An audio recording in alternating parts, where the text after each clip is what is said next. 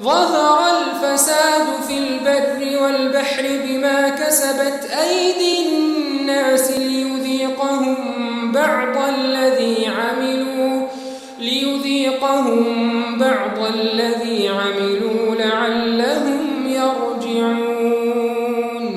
قل سيروا في الأرض فانظروا كيف كان عاقبة الذين من قبل كان أكثرهم مشركين فأقم وجهك للدين القيم من قبل أن يأتي يوم لا مرد له من الله يومئذ يصدعون من كفر فعليه كفره ومن عمل صالحا فلأنفسهم يمهدون ليجزي الذين آمنوا وعملوا الصالحات من فضله إنه لا يحب الكافرين ومن آياته أن يرسل الرياح مبشرات وليذيقكم من رحمته ولتجري الفلك بأمره ولتبتغوا من فضله ولعلكم تشكرون ولقد أرسلنا من قبلك رسلا إلى قومهم فجاءوهم بالبينات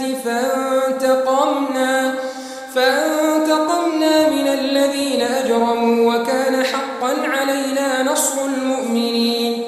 الله الذي يرسل الرياح فتثير سحابا فيبسطه في السماء كيف يشاء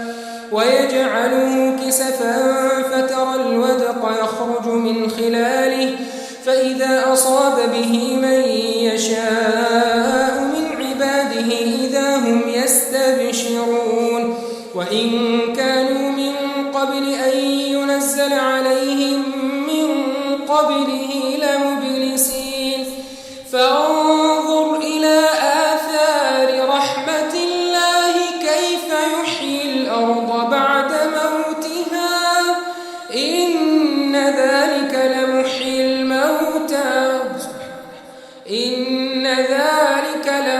الموتى وهو على كل شيء قدير